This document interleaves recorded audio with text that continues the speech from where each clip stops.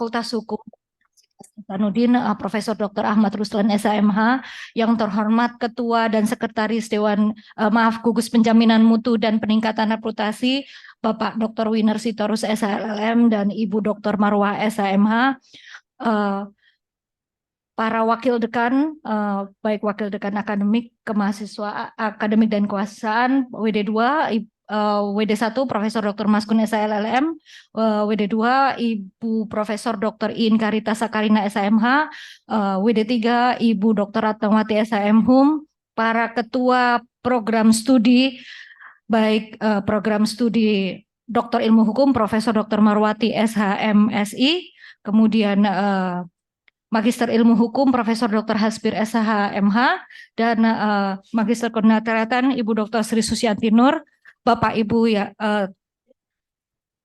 mahasiswa program Magister Ilmu Hukum, Magister Kenatriatan, dan program Doktor Ilmu Hukum. Assalamualaikum warahmatullahi wabarakatuh dan selamat pagi. Ya, telah bergabung bersama kita Bapak Profesor Dr. Aswanto SH MSI DFM. Seharusnya tidak dibacakan lagi CV-nya ya, Prof. Bapak Ibu sekalian tentu mengenal beliau. Kalau di Fakultas Hukum sebelum beliau menjabat di Mahkamah Konstitusi, beliau adalah Ketua Bagian Hukum Pidana. Dulu namanya masih bagian ya, Prof.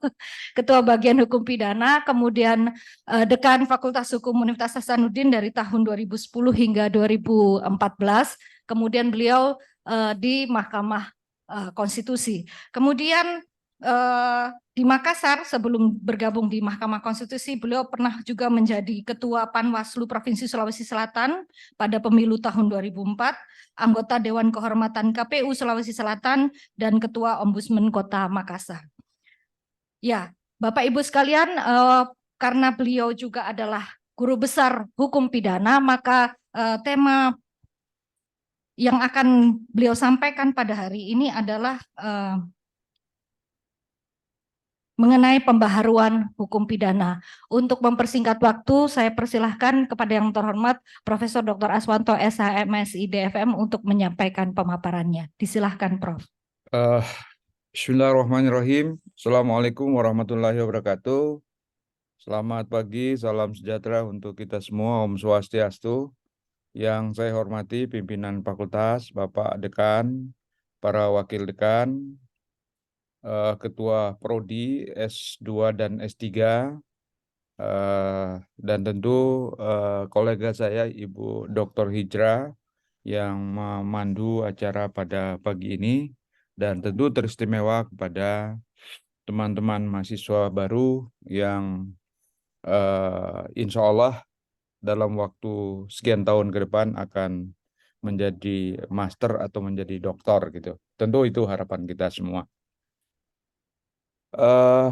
Tadi saya sudah kirim materi, kalau bisa ditayangkan juga enggak apa-apa.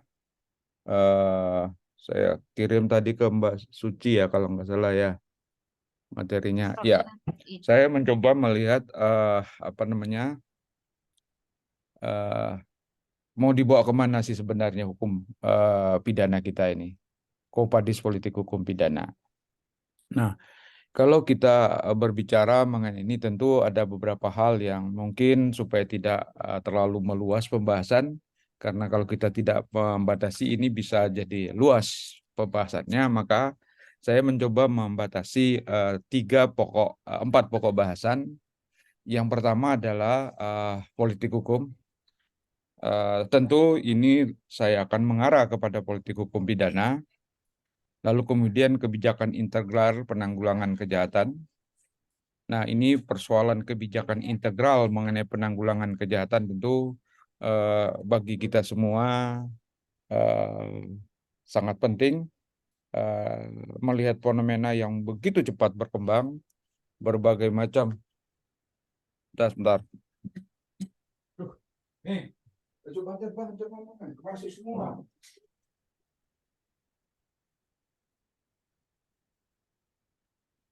Maaf tadi ada gangguan.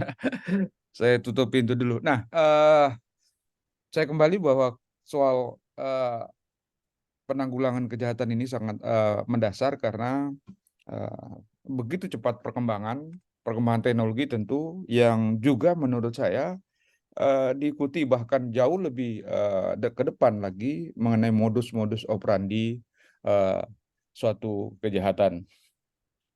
Nah, dalam rangka itulah, maka menurut saya, suka atau tidak suka, kita harus mengantisipasi itu semua, sehingga eh, pandangan selama ini bahwa hukum selalu tertati-tati mengikuti perkembangan politik, perkembangan kemajuan, itu paling tidak bisa kita netralisir bahwa kalangan hukum juga sudah jauh lebih awal mengantisipasi itu, sehingga untuk kita yang kebetulan melakukan kajian terhadap hukum pidana, ya perlu kita lihat eh, apa yang harus dilakukan dalam membaharui hukum pidana sehingga tidak tertati-tati mengikuti kebijakan-kebijakan politik pemerintah.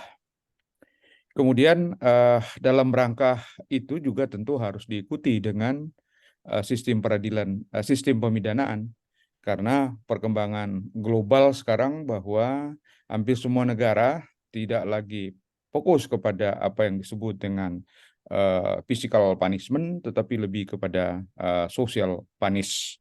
Nah, ini yang akan jadi bahasan kita ke beberapa waktu ke depan. Next.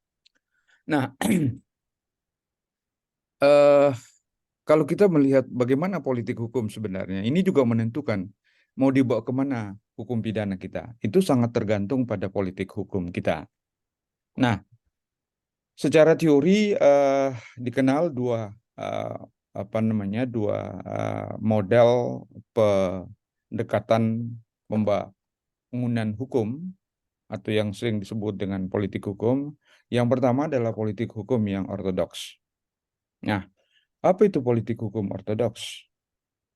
Politik hukum ortodoks itu adalah politik hukum di mana hukum itu semata-mata dijadikan sebagai alat oleh penguasa, oleh pemerintah, untuk melegitimasi apa yang akan dilakukan oleh pemerintah.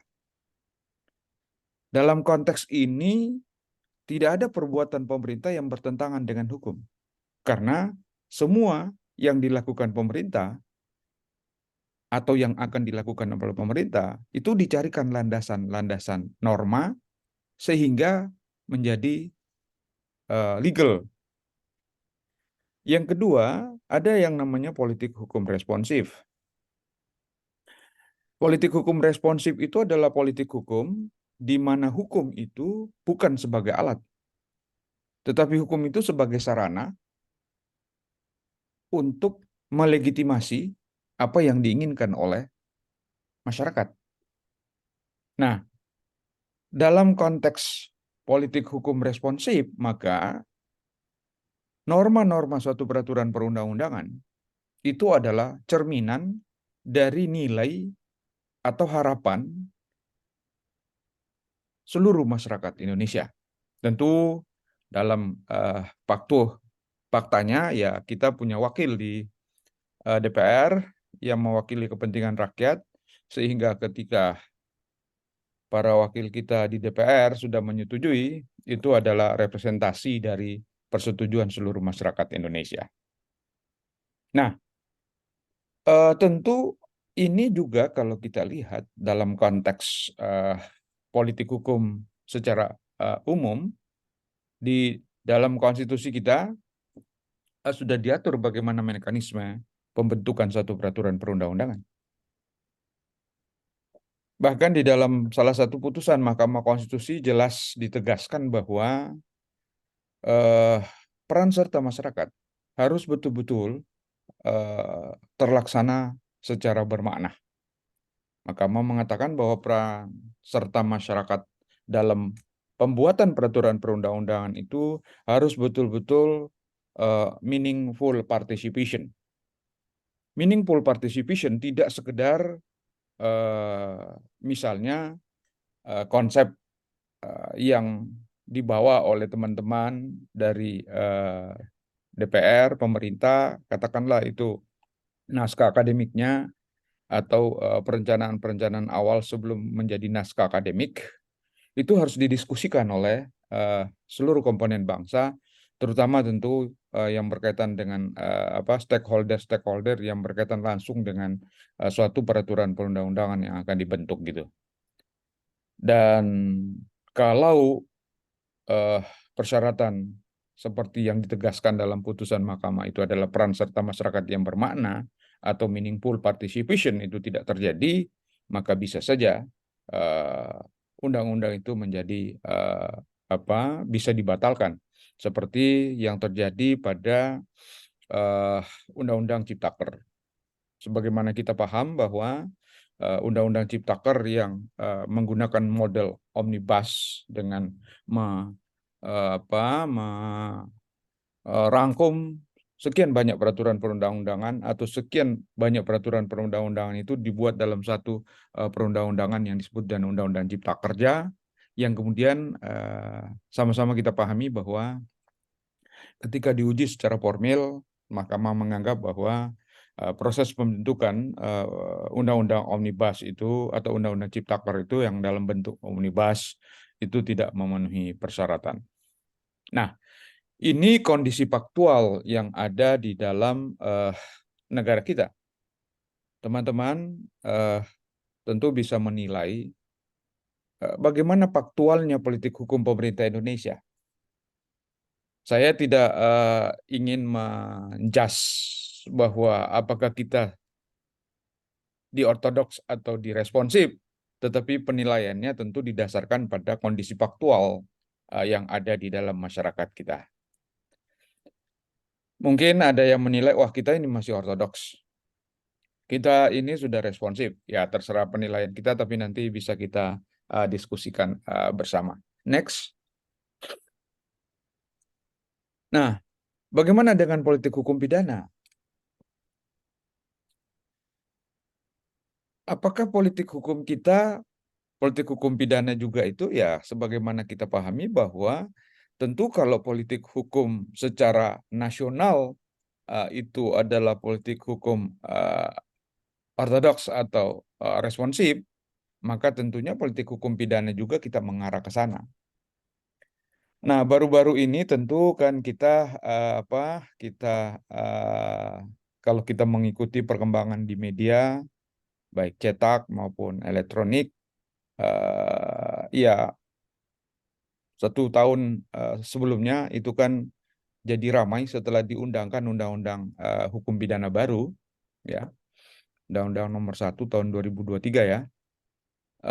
Nanti Ibu Hijrah yang koreksi kalau salah. Kita sudah usia begini kadang-kadang kalau angka sudah lupa gitu ya. Kecuali angka tertentu yang sudah susah untuk kita lupa gitu. Tapi kalau angka-angka umum itu kadang-kadang kita gampang atau sudah susah mengingat gitu. Nah, perkembangan atau perdebatan yang terjadi ketika pemerintah membuat KUHP baru atau mengesahkan KUHP baru yang kita sama-sama pahami sekian lama diperdebatkan, lalu kemudian muncul dan setelah muncul juga masih tetap menimbulkan perdebatan. Saya mengikuti perkembangan itu, ada yang mengatakan bahwa ini kita mundur dibanding dengan Undang-Undang Nomor 1 tahun 46 itu kita mundur. Kita mundur karena dianggap bahwa jauh lebih responsif atau banyak norma yang jauh lebih responsif ketika dia menjadi atau di undang-undang yang sekarang KUHP, karena KUHP baru kan nanti 2 tahun ke depan baru berlaku. Nah, bahkan ada yang mengatakan ini kita mundur. Sebagaimana kita pahami tentu sejarah KUHP kita mulai dari ketika Prancis menjajah Belanda di bawah komando Napoleon Bonaparte kan kode penal Prancis dipaksakan berlaku di Belanda. Dan tentu sebagai konsekuensi dari Belanda negara jajahan, maka ada beberapa konsep-konsep yang menjamin kesetaraan semua warga negara di dalam KUHP atau di dalam Kode Penal Prancis itu dikeluarkan karena posisinya Belanda adalah negara jajahan. Nah, demikian juga ketika kita dijajah oleh Belanda, kode penal Prancis yang tadinya eh, sebenarnya normanya kalau kita lihat eh, komprehensif juga, tetapi kemudian ada beberapa hal yang terutama yang berkaitan dengan kesetaraan antara pemerintah, penguasa dengan masyarakat itu kemudian dipreteli, lalu kemudian setelah menjadi WPS lalu diberlakukan di Indonesia menjadi KUHP, itu juga banyak yang dipreteli gitu, banyak yang dipreteli terutama persoalan kesederajatan antara penguasa dengan eh, masyarakat. Nah, untuk persoalan hukum pidana, tentu kita tidak bisa memperdebatkan itu kalau kita belum membaca secara komprehensif KUHP baru. Saya jujur juga sudah berusaha membaca secara komprehensif, tetapi mungkin masih banyak yang terlewatkan.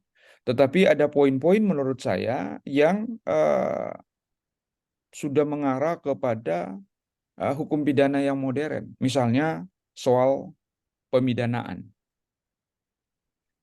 Kalau di dalam KUHP yang sekarang kan pemidanaan itu diatur di pasal 10. Sistem pemidanaan diatur di pasal 10. Lalu kemudian di sana ada beberapa jenis pidana, ada pidana pokok, pidana tambahan gitu. Pidana pokok ada pidana mati gitu kan. Nah, di dalam KUHP baru itu tidak diatur lagi ketentuan pidana mati di pasal 10, tapi dia diatur sebagai pidana khusus yang kalau nggak salah ada di pasal 100 yang menurut saya tidak lagi berorientasi full kepada physical punish, tetapi sudah mulai mengarah ke bagaimana melakukan perbaikan.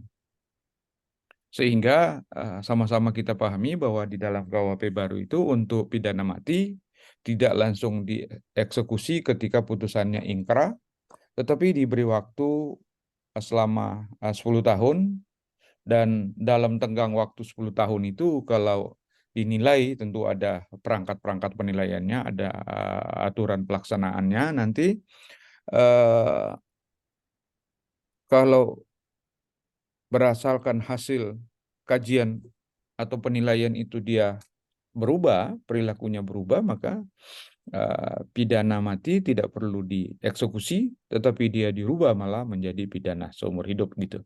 Nah, itu gambaran sehingga menurut saya politik hukum pidana kita sudah mulai mengarah ke yang responsif. Bahkan saya 9 tahun di Mahkamah Konstitusi, dulu banyak kritik. Kenapa orang pidana masuk di Mahkamah Konstitusi? Ya orang yang mengkritik ya mungkin karena eh,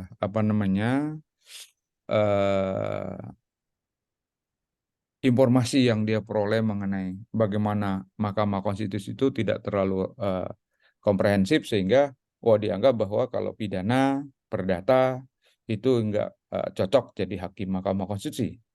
Tapi pengalaman saya selama 9 tahun yang paling banyak diuji itu adalah persoalan pidana, terutama KUHP.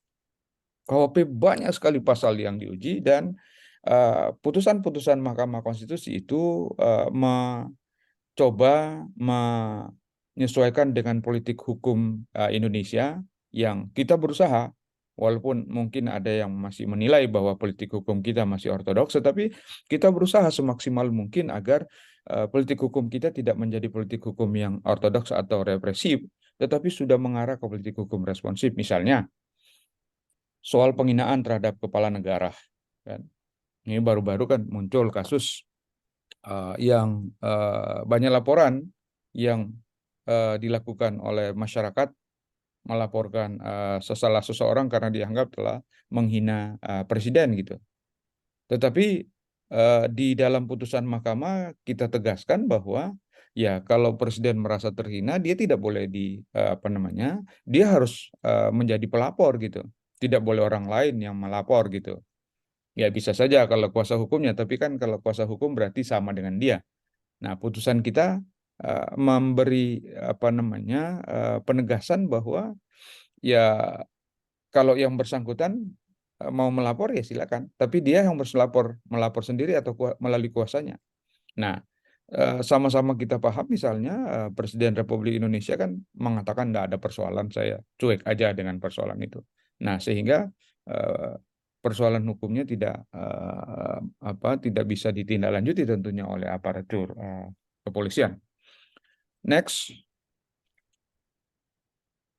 Nah, ini apa sih? Mohon maaf, ini Pak Ketua Senat Fakultas Hukum, Bapak Profesor Dr. Andi Muhammad Ruslan. Saya tidak bermaksud untuk masuk ke wilayah ilmu Bapak. Ini soal politik hukum. Saya kebetulan Prof, saya mengajar politik hukum dan hak asasi manusia di beberapa perguruan tinggi di Jawa. Nah, ya saya melihat bahwa sebenarnya kalau kita bicara mengenai politik hukum itu kan politik hukum Indonesia itu kan sudah ada kitabnya sebenarnya, ada payungnya ya, ada payungnya. Payungnya itu adalah konstitusi.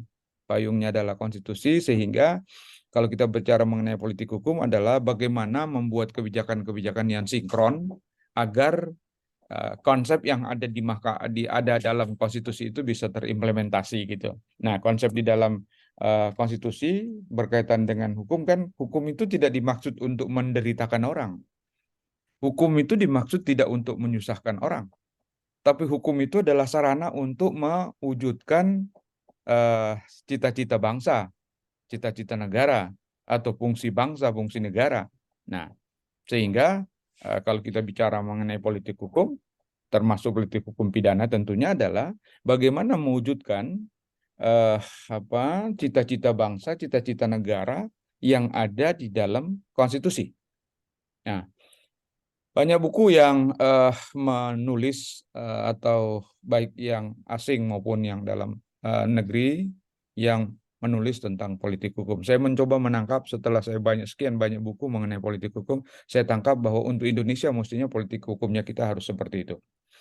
Dan kalau misalnya ada yang dianggap payungnya nggak ada di konstitusi ya, tentu konstitusinya yang harus kita diskusikan gitu. Next, supaya kita banyak waktu nanti. Nah, ini dasar dan arah politik hukum saya kira ini saya sudah sampaikan tadi, ada nilai dasarnya itu ada di konstitusi, kemudian penjabaran nilai-nilai dasar itu melalui undang-undang, lalu tujuan politik hukum ya mengejawantahkan nilai dasar apa yang ingin dicapai yaitu masyarakat adil dan makmur. Nah, dengan demikian sekali lagi kita bisa menegaskan bahwa hukum itu mestinya menjadi sarana untuk mengejawantahkan nilai-nilai yang termaktub di dalam konstitusi agar kita bisa sampai kepada masyarakat adil dan makmur. Nah, pendiri negara kita kan mengatakan bahwa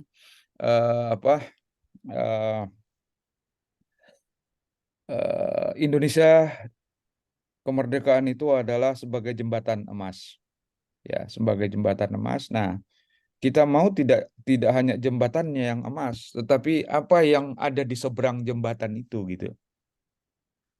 Jangan-jangan jembatannya emas, tetapi setelah kita nyebrang di seberang, bukan emas lagi yang kita dapat, tetapi mungkin ya masih lumayan kalau perak atau perunggu gitu. Tapi kalau bongkahan-bongkahan tanah, seperti di banyak daerah sekarang, dengan kegiatan pertambangan itu, banyak menyisahkan sumur-sumur raksasa yang akan menyambut generasi kita nantinya. Nah, apakah hal-hal seperti itu yang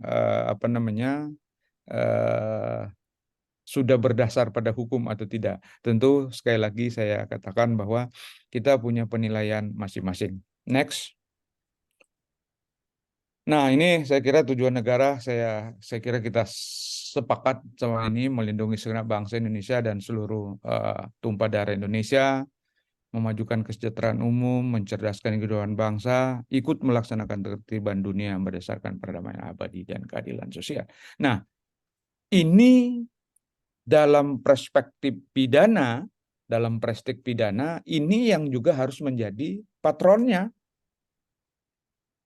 Jadi kita tidak boleh tidak boleh menganggap bahwa hukum pidana itu adalah untuk menderitakan orang. Itulah sebabnya konsep penjara sudah diganti, tidak dikenal lagi istilah penjara mestinya kan. Kalau kita lihat penjara itu kan dari bahasa penjara itu kan bahasa Jawa ya. Eh, Penjara itu bahasa Jawanya penjoro itu artinya dibuat sensoro, dibuat sengsara gitu. Nah, sekarang nggak boleh gitu. Mestinya lembaga pemasyarakatan itu adalah tempat untuk perbaiki orang-orang yang pernah salah, pernah keliru, melakukan tindakan, diluruskan kembali, maka setelah lurus ya dikembalikan ke masyarakat.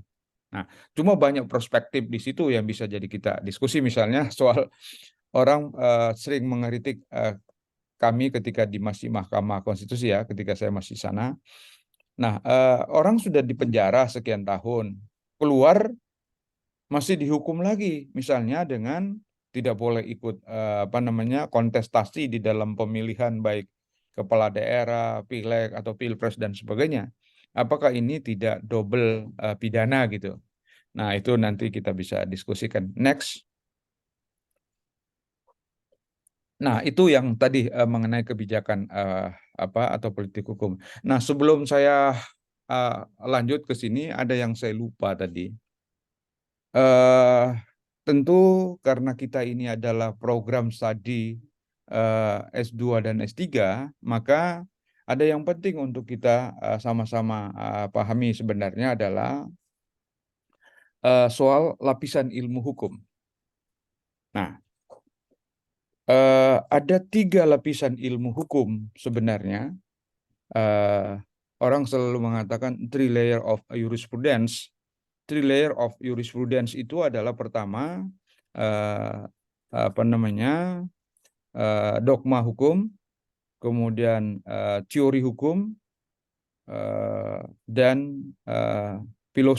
philosophical jurisprudence ya, atau filsafat hukum. Nah, 3 lapisan ini. Nah, sebelum masuk memahami mengenai kebijakan hukum pidana ini, kita harus punya pandangan yang sama dulu. Sekarang kita berada pada layer yang keberapa sebenarnya? Nah, karena ini 3 layer of jurisprudence ini sangat berkaitan dengan persoalan jenjang pendidikan ilmu hukum. Sama kita pahami, ada yang namanya S1, itu kan pada prodi S1 ini, apa yang kita pelajari di sana? Di S1 itu dulu ya, kita belajar hukum itu artinya belajar undang-undang. Jadi apa kata undang-undang, itulah kita anggap sebagai hukum. Persoalan isinya undang-undang itu salah atau enggak salah, atau salah atau benar, itu bukan problem kita yang belajar Rex teori atau teori yang belajar Rex dogma. Jadi misalnya apa itu korupsi? Apa itu korupsi ya kita belajar. Kalau kita bicara korupsi ya ada undang-undang tidak pidana korupsi 31 yang kemudian dirubah jadi undang-undang nomor berapa ya? 20 ya, tahun 2021 itu. Nah, apa itu korupsi? Ya kalau mau tahu korupsi ya tinggal baca pasal 2 atau pasal 3. Misalnya itu babonnya korupsi. Nah, kalau kita Rex dogma, ya itulah korupsi.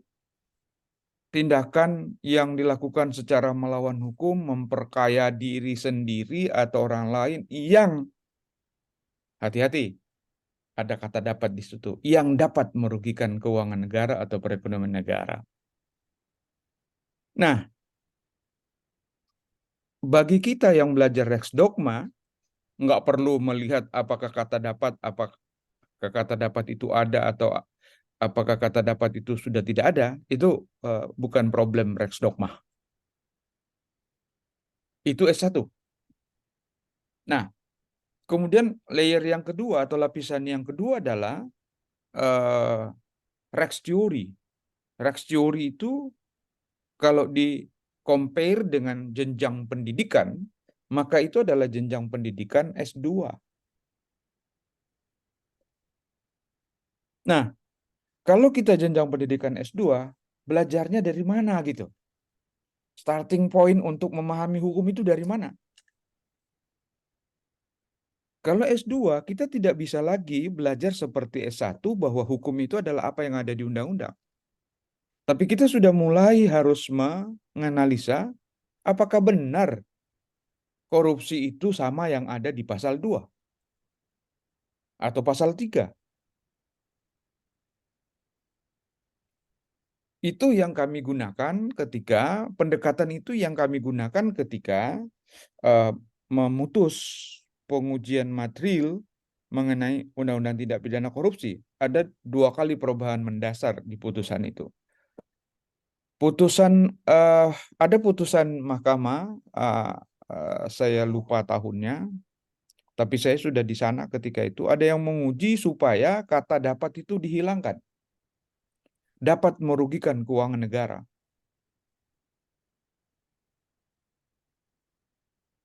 Tetapi ketika itu Mahkamah Konstitusi menolak. Konsekuensinya kalau kata dapat itu hilang berarti tindak pidana korupsi itu harus betul-betul faktual loss.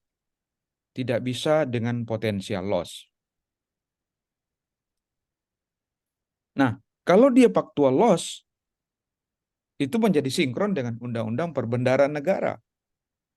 Coba nanti teman-teman buka itu Undang-Undang Perbendaharaan Negara. Undang-Undang nomor 4 ya. Pasal 1 angka 22. Di pasal 1 angka 22 itu ditegaskan bahwa yang dimaksud dengan kerugian negara adalah kekurangan uang atau surat berharga yang dapat dihitung, yang nyata dan dapat dihitung. Nah, ini problem yang dihadapi di negara kita, antar satu undang-undang dan undang-undang yang lain itu tidak sinkron. Itu yang harus dipelajari oleh S2. Sehingga S2 nanti setelah mempelajari persoalan-persoalan ada komparasi terhadap norma, lalu kita bisa mengatakan bahwa ini yang benar, ini yang tidak benar gitu. Nah, kalau dari perspektif misalnya sinkronisasi, ya mestinya kata dapat itu hilang supaya sesuai dengan undang-undang perbendaharaan negara, kerugian itu harus dihitung. Nah, menjadi tidak sinkron lagi kalau ada situ kerugian negara atau perekonomian negara. Bagaimana menghitung kerugian perekonomian negara? Sementara yang dimaksud dengan kerugian negara itu adalah yang bisa dihitung. Sehingga betul-betul harus factual loss, bukan potential loss. Nah, ketika pasal itu diuji pertama kami menolak. Mahkamah menolak. Tapi lalu kemudian berapa tahun kemudian diuji lagi gitu. Nah, ketika diuji lagi, Mahkamah Konstitusi merubah pandangannya. Kata dapat itu dihilangkan oleh Mahkamah Konstitusi. Putusan Mahkamah Konstitusi nomor 26 kalau nggak salah atau 25 mengatakan bahwa norma yang ada di pasal 2 dan pasal 3 itu uh, tidak mempunyai kekuatan hukum, bertentangan dengan Undang-Undang Dasar 45 dan tidak mempunyai kekuatan hukum sepanjang ada kata dapat. Nah, kalau kata dapat dihilangkan, itu menjadi factual loss. Tidak ada lagi potensial loss di sana. Nah, ini pendekatan yang harus dilakukan oleh teman-teman yang berada pada lapisan yang kedua atau Rex Theory tadi. Gimana cara belajarnya ya? Mengkaji seperti itu. Lalu teman-teman yang berada pada lapisan yang ketiga atau philosophical jurisprudence, pada lapisan yang ketiga filsafat hukum ini itu adalah S3. Nah, gimana? Apa yang dipelajari oleh S3? Nah, kalau di S2 tadi kita mencoba mengkomparasi apakah ini benar atau tidak benar, apakah ini salah atau tidak salah, itu berhenti di situ kalau Rex teori. Nah, kemudian ketika masuk di lapisan yang ketiga, filsafat hukum atau philosophical of jurisprudence, maka tidak berhenti sampai di situ. Gimana membuat yang bagus? Nah, saya selalu mengatakan, kalau kita mau objektif sebenarnya dari 3 jenjang pendidikan ilmu hukum itu, sebenarnya yang paling gampang itu adalah S3. Ya S2 susah-susah sedikit, tapi yang paling susah itu S1. Kalau sudah di S3 itu gampang sekali. Kalau Bapak mau melakukan penelitian bisa berdebat dengan pembimbingnya, bisa berdebat dengan pengujinya. Saudara mengatakan ini hasil riset saya, Pak. Jadi ya disertasi itu mestinya 2 minggu jadilah ya. Saya juga ingin mengingatkan teman-teman karena ini program S2. eh Sepertinya ini nggak tahu ya, sependek pengalaman saya juga pernah diberi amanah sebagai pimpinan Fakultas Hukum. Eh, Sependek pengalaman saya, sepertinya nggak ada yang gagal di program S2, S3 itu karena persoalan mata kuliah. Semua lulus. Semua lulus, tentu lulus pada waktunya karena batas semester kan ada gitu. Nah, yang gagal atau hampir gagal itu di penulisan disertasi. Padahal penulisan disertasi, penulisan tesis itu tidak susah gitu. Ini bapak-bapak, ibu-ibu mau masuk di S3 nanti mulai dari awal kan sudah ada proposal gitu kan. Jadi apa yang akan ditulis nanti di disertasi sudah dari awal sehingga semua penugasan kalau di S3 itu seingat saya, setahu saya dan terutama saya ya mata kuliah yang saya asuh, saya nggak pernah melakukan ujian bentuk apa namanya essay test gitu ya. Tetapi kita ujiannya ya bikin makalah gitu kan, bikin makalah. Nah, kalau bisa semua makalah yang dibuat itu sudah diarahkan ke materi disertasi. Sehingga begitu selesai mata kuliah, saudara kumpul makalahnya sudah bisa 200 halaman. Itu gampang gitu. Nah, itu kira-kira kacamata yang harus digunakan atau perspektif yang harus digunakan oleh teman-teman S2, S3 dalam memahami hukum. Nah, saya sesudah mohon maaf agak-agak keluar dari ini nggak ada slide-nya. Saya lupa tadi cantumkan slide-nya mengenai lapisan ilmu hukum itu. Nah, sekarang setelah kita tahu posisi kita, S2 saya di posisi ini, standing saya kalau S2 saya begini, standing saya di S3 begini, mari kita lihat bagaimana kebijakan integral penanggulangan kejahatan. Nah, tentu pertama kita harus paham dulu apa yang dimaksud dengan kebijakan penanggulangan kejahatan. Yang dimaksud dengan kebijakan integral penanggulangan kejahatan adalah pendekatan secara terpadu, koheren, atau interseksi. Interseksi ini bisa juga diartikan berkelindan terhadap substansi hukum, aparatur hukum, dan keterlibatan masyarakat dalam penanggulangan kejahatan. Pertanyaannya sekarang, ini kita sudah mulai bisa melakukan pemikiran ini dengan menggunakan standing kita masing-masing. Nah, sekarang kita lihat berapa tingkat kejahatan di negara kita sekarang. Kalau kita hitung mengenai tingkat kejahatan dari jumlah kejahatan dibagi sekian gitu, itu mungkin setiap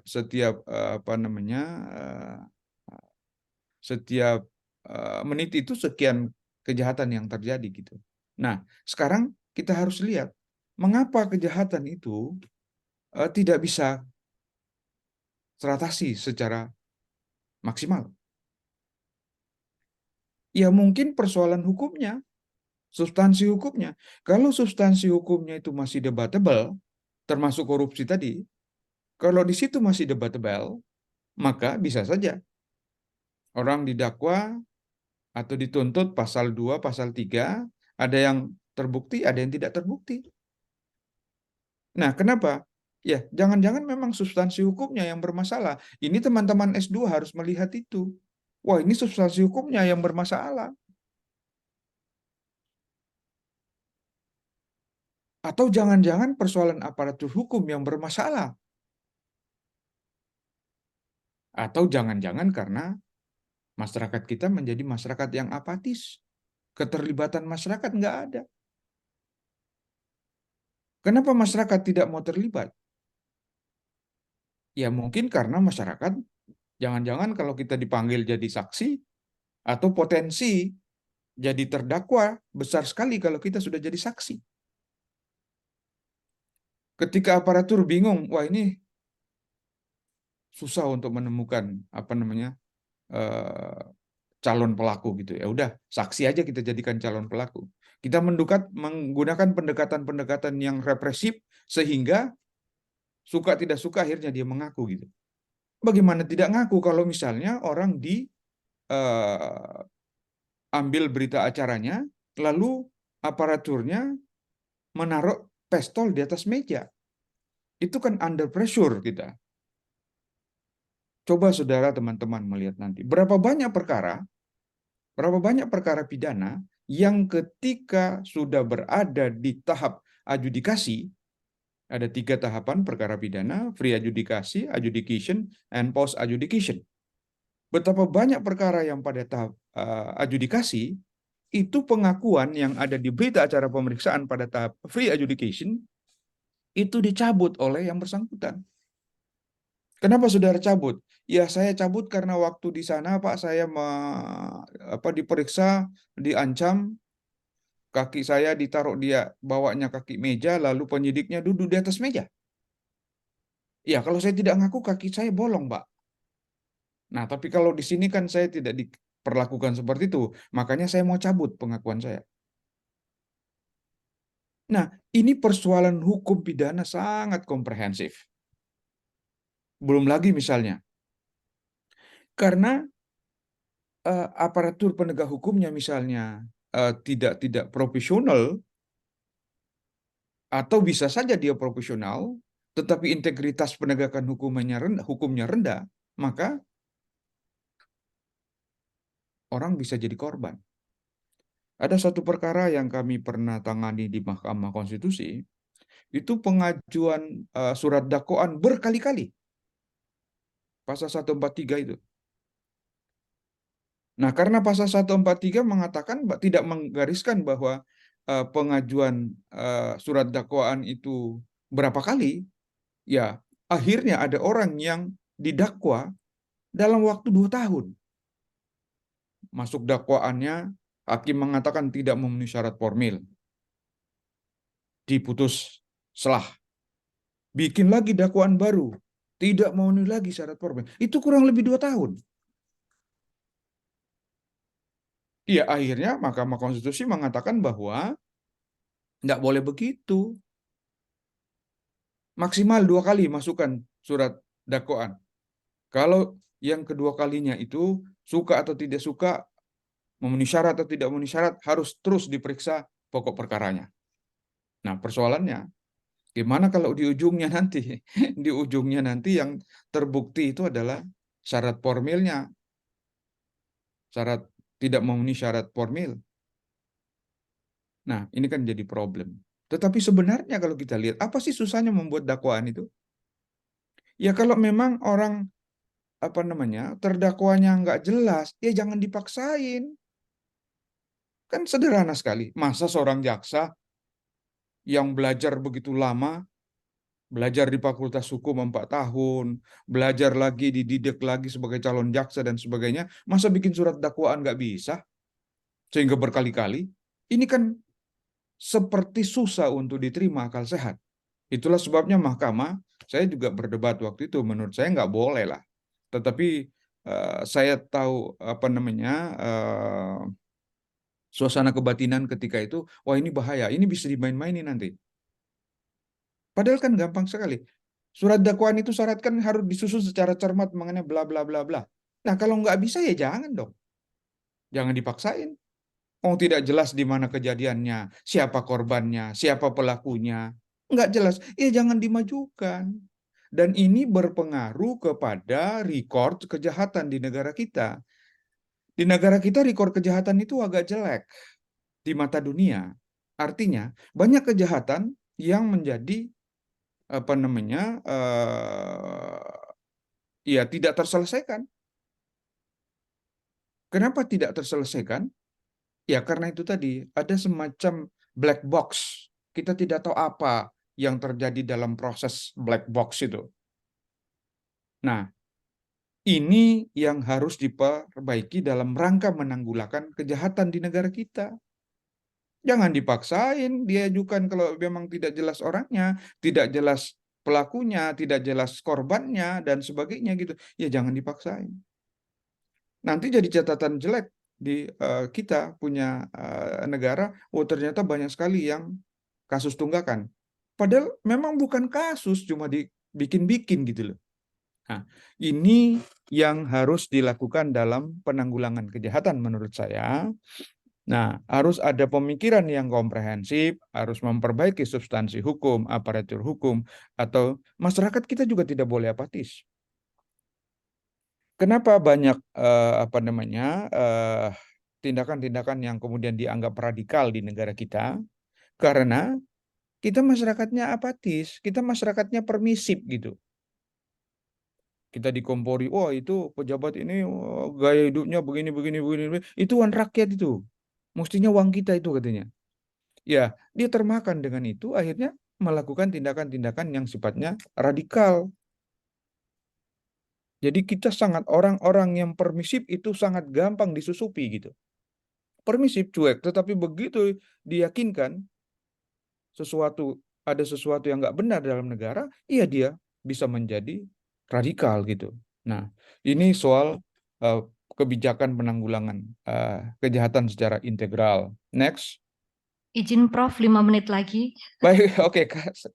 Kalau gitu kita kita percepat Ibu Hijrah. Terima kasih Ibu Hijrah. Ibu Hijrah sudah tahu saya kalau sudah bicara lupa berhenti gitu.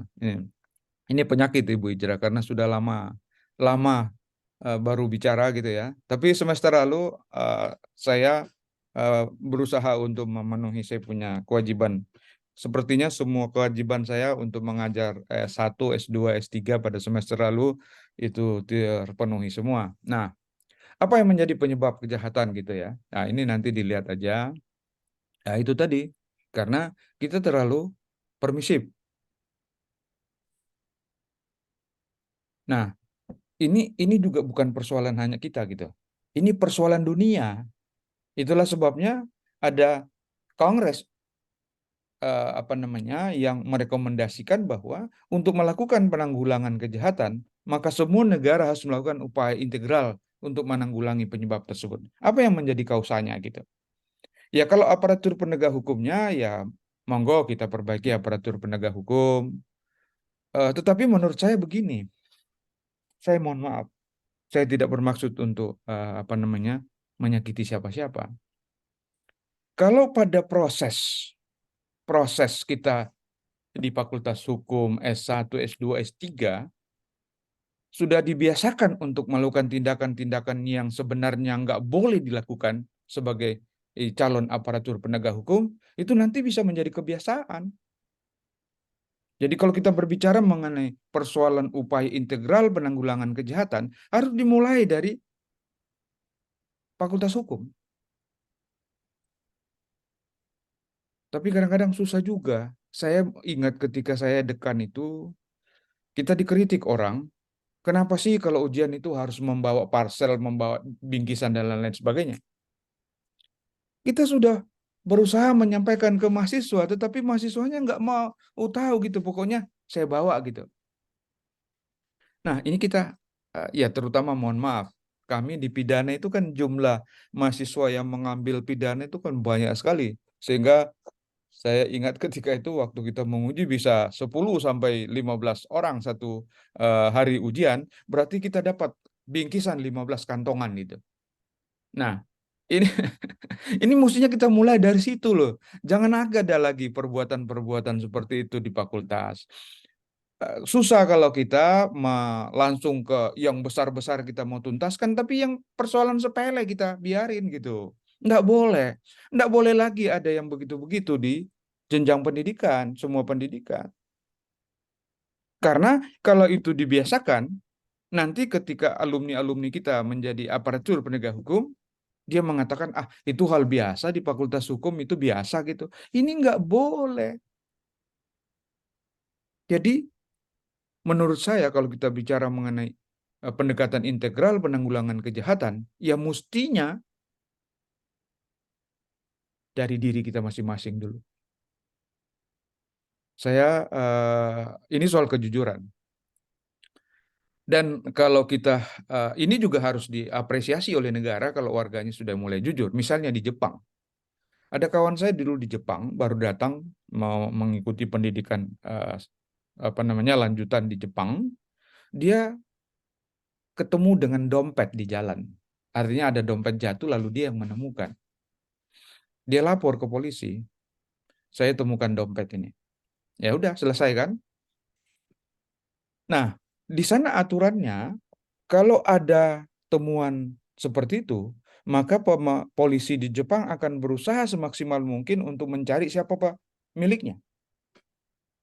Tetapi kalau sudah dilakukan upaya dalam tenggang waktu tertentu, ternyata tidak ditemukan pemiliknya, maka yang menjadi pemilik dari temuan itu adalah si penemu.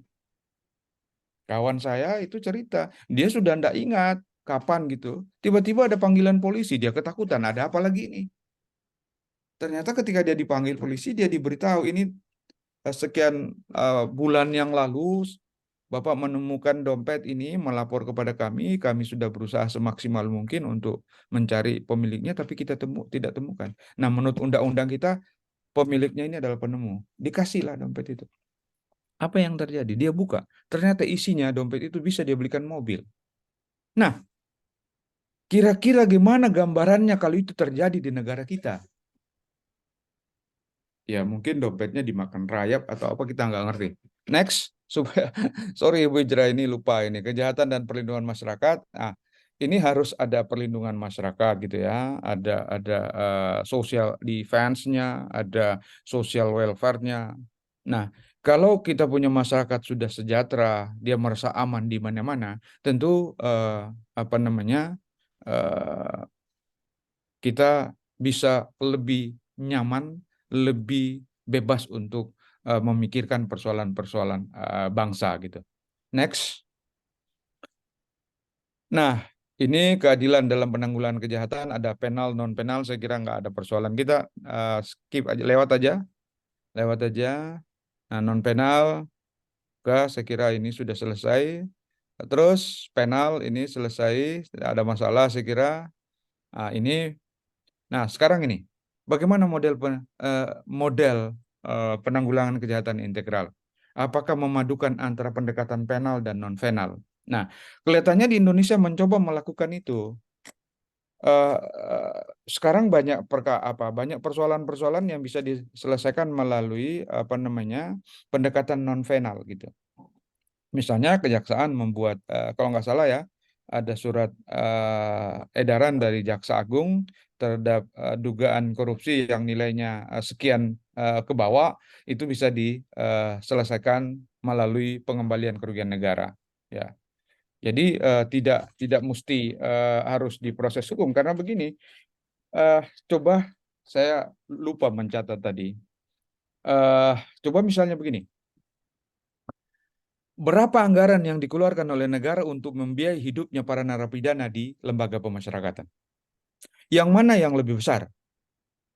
Dana yang dialokasikan untuk membiayai hidup, ya, makan minum para napi dengan biaya APBN yang dialokasikan untuk pendidikan.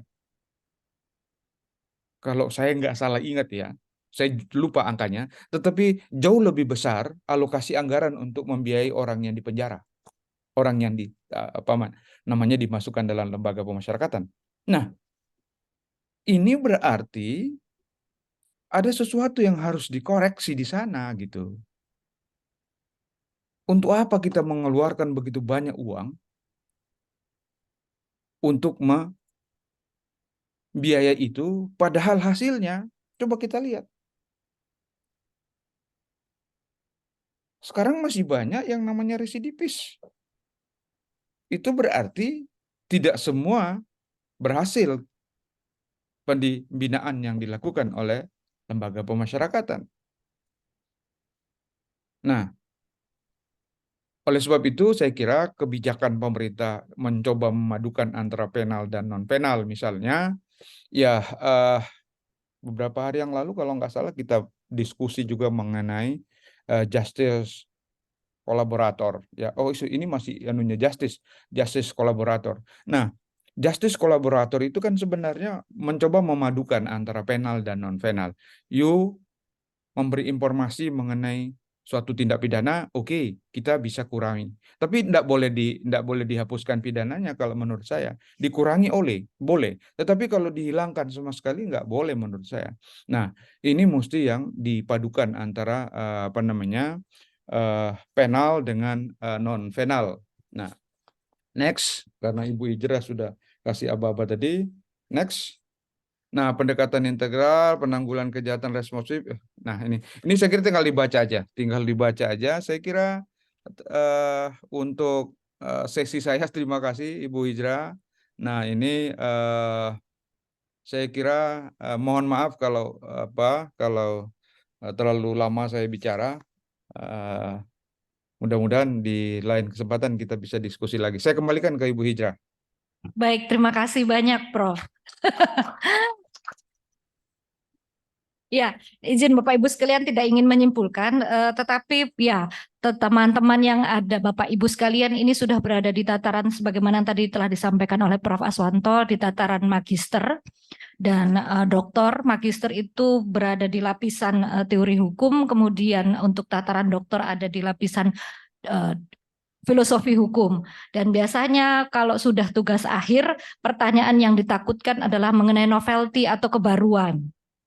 Ya, apa ide barunya begitu ya. Jadi berdasarkan teori, kalau di S2 mungkin gitu, berdasarkan teori ide barunya apa. Kemudian kalau di S3 berdasarkan ya setelah belajar hakikat filosofis, kemudian ke depannya bagaimana. Maka tadi Prof juga sudah menyampaikan ya temanya adalah pembaharuan hukum. Jadi kalau ada ketentuan yang diperbarui, misalnya contohnya di KUHP, ini sebenarnya memudahkan Bapak Ibu sekalian dalam penulisan gitu. Berarti ada banyak hal yang banyak hal yang bisa ditulis.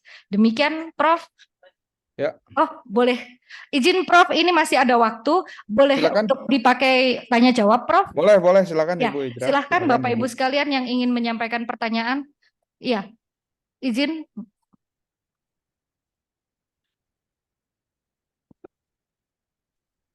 Bapak yang pertama, Bapak yang kedua. Iya, silahkan mohon izin Bapak nyebutkan nama dan program studi yang Bapak ikuti. Baik, terima kasih. Assalamualaikum warahmatullahi wabarakatuh. Bapak Profesor Aswanto yang sangat kami hormati. Saya Septa Dungalo, program studi S3. Ya, kemarin banyak kebetulan berdiskusi mengenai JC kemarin waktu kita seminar nasional. Tetapi pada kesempatan ini saya ingin mungkin meminta pandangan atau bagaimana. Selaku praktisi hukum, saya ini juga cukup prihatin dengan bidang yang kami tekuni sebagai penegak hukum. Pembangunan yang paling terkebelakang atau tidak mengalami kemajuan dan selalu tertinggal dalam pembangunan hukum di Indonesia itu termasuk bidang hukum. Fenomena yang kita lihat contohnya misalnya pemberantasan korupsi. semula ditangani kejaksaan, kepolisian, kemudian dianggap tidak efektif dibentuk KPK. Namun faktanya sekarang ini bukannya meningkat, bahkan indeks prestasi korupsi kita semakin menurun, meningkat secara kualitas. Perkara-perkara di pengadilan demikian pun semakin menumpuk, mau pidana, perdata, tun, baik di tingkat pertama sampai Mahkamah Agung. Tidak ada satu kebijakan yang bisa menghentikan itu. Jadi kewalahan juga Mahkamah Agung memutus perkara yang makin menumpuk. Saya bisa membayangkan bagaimana kami menangani perkara 1 tahun itu maksimal sebetulnya 5 perkara korupsi. Waktu kita menangani 1 perkara, mulai dari penyidikan sampai penuntutan maksimal 5. Itu udah betul-betul ini. Bagaimana di Mahkamah Agung yang menangani perkara sampai ribuan. Saya kira kualitasnya akan menurun. Makanya muncullah sekarang ini fenomena ketidakpastian hukum. Di pengadilan negeri terbukti, pengadilan tinggi bebas, Mahkamah Agung terbukti, PK bebas, atau sebaliknya dibolak-balik, tidak ada yang ada kepastian hukum. Demikian juga output yang harusnya mengurangi pelaku kejahatan, namun faktanya di penjara sudah over capacity. Besok ini ulang tahun Kementerian lapas ya, Kemenkumham. ya, membidangi Kumham. Salah satu hal yang sangat memprihatinkan adalah masalah overload. Lalu kemudian dilakukan remisi juga selalu mendapat kontroversi dari masyarakat. Nah, demikian juga produk undang-undang hampir seluruhnya setiap selesai dibuat selalu diuji di Mahkamah Konstitusi. Selalu seperti itu. Jadi perkembangan penegakan hukum politik hukum di Indonesia ini memang sangat memprihatinkan. Tetapi inilah mungkin bagian-bagian dari kajian-kajian yang mungkin perlu kita lakukan dalam konteks selaku program mahasiswa program S3. Jadi mohon pandangan saja dari Prof, bagaimana fenomena ini terjadi dan seperti apa yang harusnya segera ke depan dalam jangka pendek kita lakukan.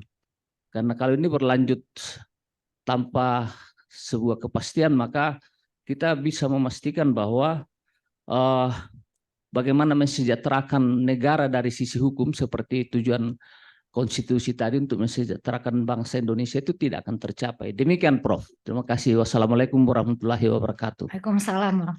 Ya, izin Prof yang bertanya, beliau Bapak Wakajati Prof. Ya. Sulawesi Selatan.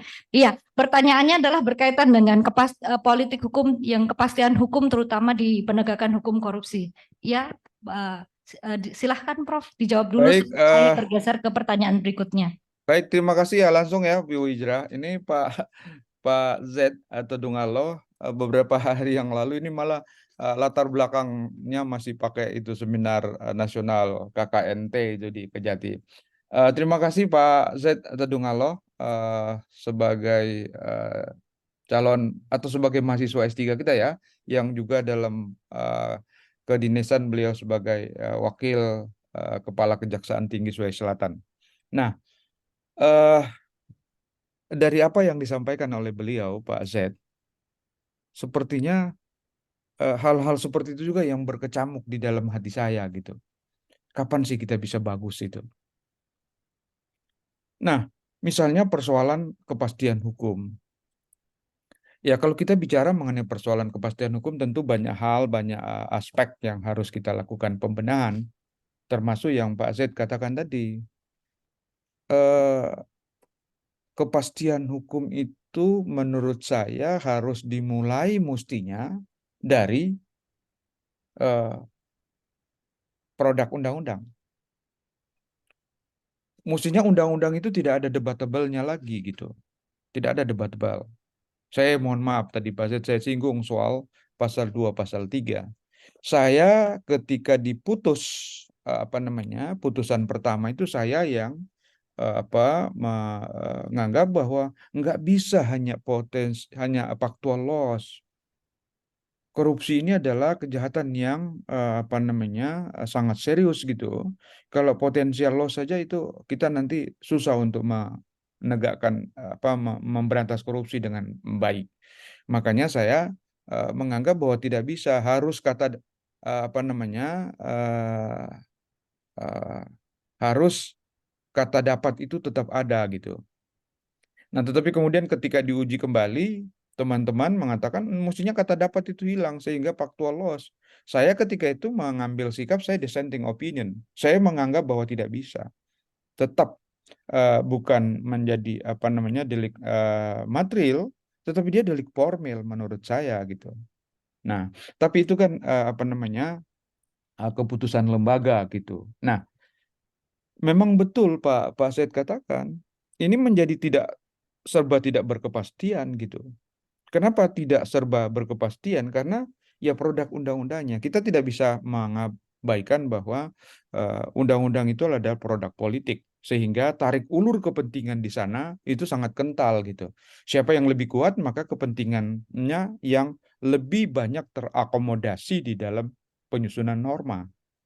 Nah, ini yang menurut saya harus dibenahi gitu. Mestinya undang-undang itu atau peraturan perundang-undangan itu, kalaupun saya kira susah untuk kita mengabaikan bahwa itu adalah produk politik, tetapi kalau bisa, sedapat mungkin itu adalah pure kepentingan masyarakat yang ada di sana, bukan kepentingan kelompok segelintir kelompok atau sekelompok tertentu gitu. Itu harus kepentingan masyarakat lebih luas. Saya mengerti apa yang Pak Zaid katakan soal penjara yang over capacity. Saya kira itulah tadi.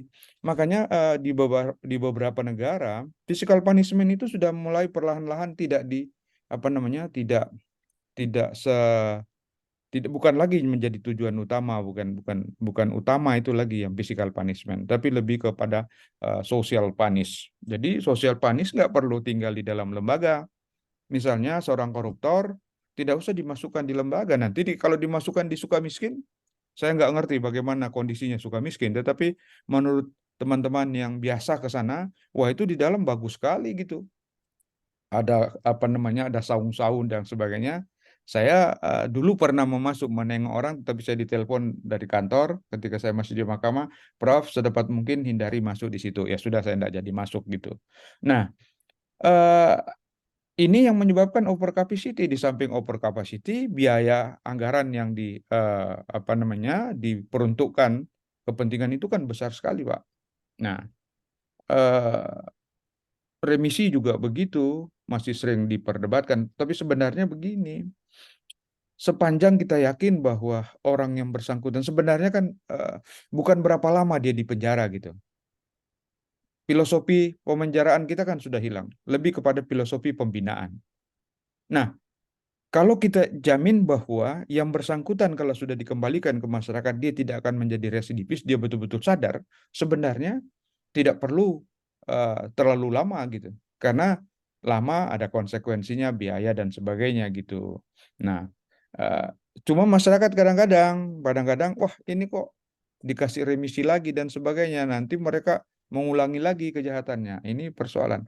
Nah, saya kira konsep restoratif justice yang sudah mulai dilakukan, saya kira diterapkan di beberapa kasus, ya mudah-mudahan itu bisa paling tidak mengurai sedikit benang kusut seperti yang disampaikan oleh Pak Sed Todung Allo tadi. Oke. Insya Allah Pak Sed, mudah-mudahan nanti kita bisa diskusi langsung banyak hal yang saya tahu eh, ketika kami 3 hari yang lalu kalau nggak salah kami diskusi bersama Pak Azed banyak mengenai justice kolaborator justice collaborator itu saya kira saya paham jalan pemikirannya Pak Zed ini ya kita bangga punya alumni yang sudah menduduki posisi sebagai orang kedua di Kejaksaan Tinggi Selatan ya mudah-mudahan dalam waktu yang tidak lama nanti bisa menjadi 01 di Kejaksaan Tinggi kita itu. Saya kira terima kasih Ibu Hijrah, saya kembalikan ke Ibu Hijrah. Ya, baik. Izin Prof, satu lagi Prof. Baik, Tadi karena sudah, silahkan Bapak. Oh,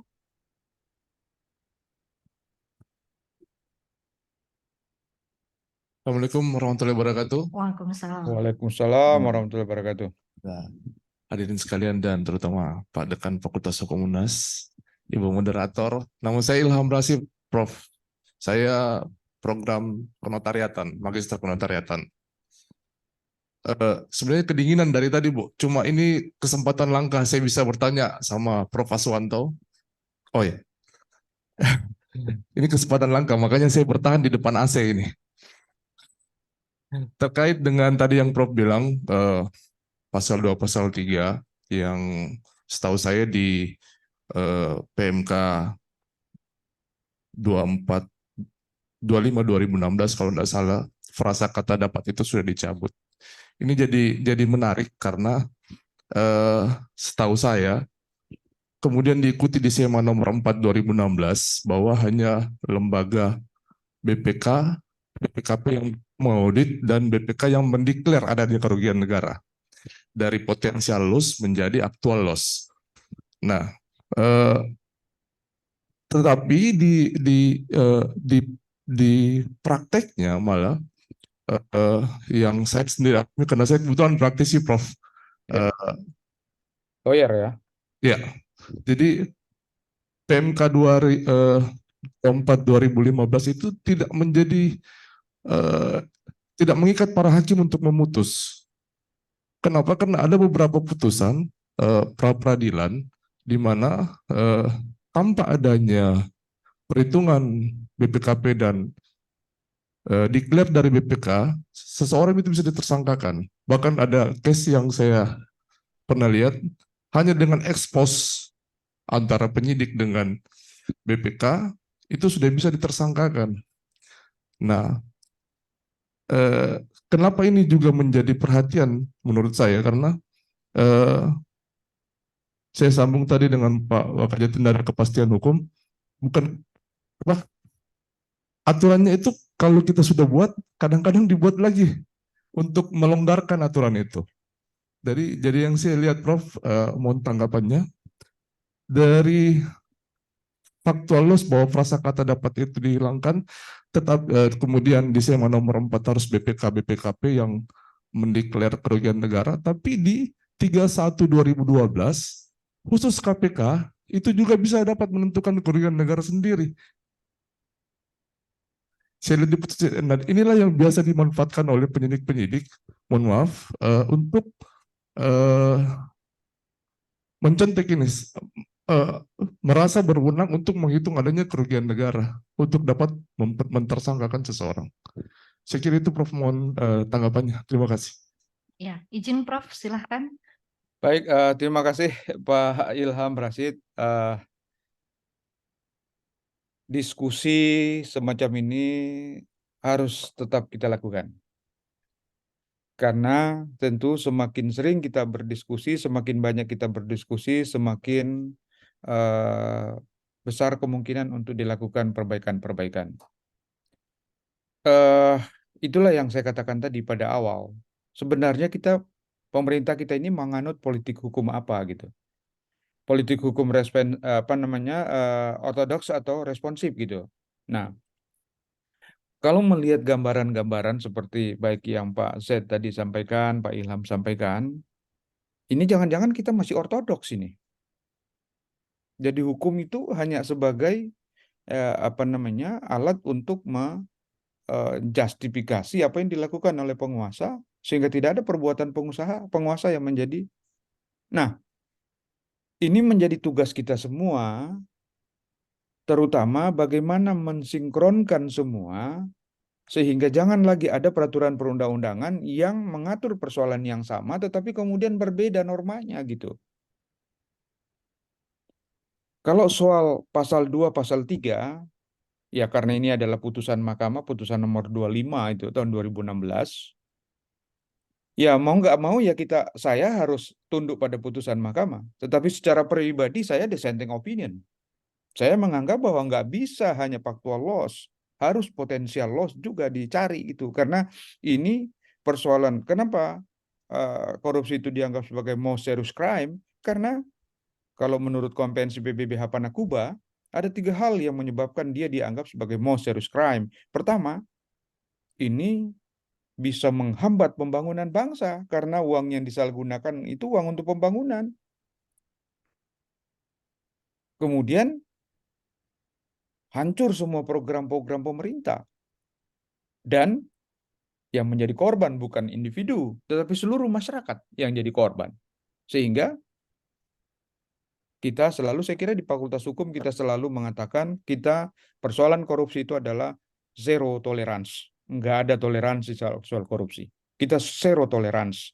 Tetapi persoalannya memang adalah ketika, ya seperti tadi Pak Ilham, kalau kita tidak mengatakan harus factual loss, itu menjadi tidak sinkron dengan Undang-Undang Perbendaharaan Negara tahun 2000, Undang-Undang Nomor 4 itu. Nah, di Undang-Undang Perbendaharaan Negara jelas sekali. Kan korupsi itu adalah kerugian negara. Kenapa orang dianggap sebagai pelaku tindak pidana korupsi? Karena dia merugikan keuangan negara. Sementara pasal 1.22, angka 22, Undang-Undang Perbendaharaan Negara, kerugian negara itu adalah kekurangan keuangan atau surat berharga negara yang nyata dan dapat dihitung. Berarti tidak bisa dengan loss, dengan potensial loss, harus factual loss. Nah, ini tugas kita semua untuk mensinkronkan semua itu. Itulah yang saya katakan, mestinya undang-undang itu tidak ada lagi debatable, sehingga ketika kita sampai pada tataran penegakan tidak ada lagi yang karena hakimnya berbeda, jaksanya berbeda, lalu penanganannya atau pendekatannya berbeda. Nggak bisa lagi seperti itu. Mestinya sistem yang jalan gitu, sistem yang harus jalan. Nah, tapi ada bagusnya juga kalau tidak begitu nanti teman-teman yang S2, S3 tidak ada lagi bahan untuk disertasi atau tesis. Apalagi tadi Ibu Ijra mengatakan ada persoalan yang basically menurut saya untuk S3 itu harus ada novelty. Cuma jangan takut Pak, novelty itu tidak berarti sesuatu yang sama sekali belum pernah ditemukan orang. Novelty itu bisa memperkuat temuan orang, bisa membantah temuan orang, itu novelty. Nah, pertanyaannya, persoalan apa di negara kita yang belum pernah ditulis dalam tesis atau disertasi? Hampir semua persoalan sudah. Nah, kalau Bapak, aduh gimana nanti novelty saya? Ya, Bapak melakukan kajian-kajian, Ibu Bapak melakukan kajian, kalau hasil riset saudara mengatakan, oh ini memperkuat teori ini, berarti itu novelty baru. Ini membantah temuan yang lama, itu juga novelty. Nah, saya kira itu Pak Rashid memang ya jangankan Pak, jangankan antar satu undang-undang dan undang-undang yang lain. Coba Bapak baca itu Undang-Undang Ciptaker yang sudah dibatalkan oleh Perpu, yang undang-undang yang secara formil dinyatakan oleh MK konstitusional, inkonstitusional bersyarat, diberi kesempatan memperbaiki 2 tahun, tapi kemudian kan pemerintah berpandangan lain, lebih baik dibikin Perpu, dan Perpu sudah disahkan menjadi undang-undang. Coba baca itu. Ada beberapa pasal antara ayat dengan ayat itu bertentangan, Pak. Saya ingat misalnya pasal berapa itu mengatakan untuk ketentuan ini merujuk ke pasal 6. Pasal 6 tidak mengatur persoalan yang disebut itu yang mau dirujuk gitu. Nah, ini kan jadi problem, menjadi tantangan bagi kita semua, terutama teman-teman, ibu bapak yang mengambil S2, S3, baik notaris juga, ini nanti bisa jadi bahan. Kalau tidak begitu, Pak Rashid nanti tidak ada bahan tesisnya loh, Pak Rashid nanti kalau nggak begitu. Tetapi tentu kita berarah ke depan semakin bagus. Saya menilai begini. Sekarang kawan-kawan yang mengklaim diri sebagai praktisi seperti Pak Said, saya menilai tidak sekedar praktisi beliau-beliau sekarang, semakin banyak teman-teman yang bergerak di sektor praktisi itu, baik sebagai lawyer, sebagai jaksa, tapi juga sudah kapasitasnya sudah kapasitas ilmuwan. Saya ya walaupun cuma sebentar kami berinteraksi dengan Pak Z waktu itu, saya berpikir Pak Z ini tidak sekedar praktisi hukum sebagai jaksa, tapi dia juga adalah pemikir hukum. Dia adalah Nah, kita berharap, saya juga pernah menguji sama ini terakhir menguji sama Ketua Pengadilan Tinggi Sulawesi Selatan. Saya pikir beliau itu tidak sekedar praktisi, dia juga ahli hukum gitu. Dia ilmuwan gitu. Nah, kalau semua teman-teman praktisi hukum semakin menjadi tidak pure hanya praktisi hukum, tetapi sudah menjadi ilmuwan, ya tentu ke depan tinggal kita bagaimana memperbaiki Senayan. Senayan yang harus diperbaiki karena di situ kuncinya itu yang membuat undang-undang gitu. Nah, persoalannya kalau yang di Senayan itu, mohon maaf, kalau tidak melibatkan para pakar, para ahli dalam proses pembuatan undang-undang, ya bisa memang undang-undangnya jadi persoalan. Tetapi kita juga berharap yang dilibatkan jadi ahli, jadi konsultan, jangan asal Bapak senang gitu. Harus betul-betul menggunakan keahlian yang memberikan masukan sehingga tidak ada lagi produk-produk kita yang antara satu dengan yang lain tidak sinkron. Nah, saya kira mudah-mudahan Pak Mahfud juga sudah membuat tim percepatan pembangunan hukum. Tentu salah satunya di situ poinnya saya lihat adalah sinkronisasi regulasi gitu. Memang harus disinkronkan semua. Soal korupsi kita mau yang mana? Mau potensial loss atau faktual loss? Kalau sudah jelas kebijakan nasional kita potensial loss, oke, kita jalan semua potensial loss. Tetapi kalau kebijakan nasionalnya itu adalah faktual loss, oke, kita faktual loss. Clear, tidak ada perdebatan di sana. Harus ada ketegasan begitu menurut saya Pak Ilham ya. Mudah-mudahan di lain kesempatan kita bisa ketemu langsung. Saya mohon maaf ada kerjaan yang harus saya selesaikan dulu di Jakarta. Tapi insya Allah saya sudah dapat jadwal Ibu Hijrah tanggal 21 Agustus Ya, sudah Prof. mulai Tanggal kuliah. 21 sudah Insya masuk Allah lagi. mudah-mudahan minggu Semester kedua baru. atau minggu ketiga saya berkonsultasi dengan penanggung jawab kelas untuk meminta jadwal saya. Demikian lebih dan kurangnya saya mohon maaf. Kalau ada hal-hal yang salah, itulah kita yang tidak ya memang banyak kekurangan gitu ya. Kalau ada yang benar itu karena semata-mata Allah. Saya kembalikan ke Ibu Hijrah. Ya, baik. Terima kasih banyak, Prof. Ya, izin Prof sudah hadir bergabung di Baru Dindopa, Prof. Bapak Dekan Fakultas Hukum Hasanuddin, Profesor Dr. Hamzah Halim, SHM HMAP. Selamat pagi. Saya diizinkan Ibu Hijrah untuk menyapa Pak Dekan. Selamat Ya. siang Pak Dekan. Terima kasih atas kepercayaan yang diberikan kepada saya dan saya mohon maaf sebesar-besarnya. Saya kemarin sudah berusaha untuk mencari tiket, tetapi tiba-tiba ada ada tugas harus kita diskusikan persoalan persoalan negara juga lah.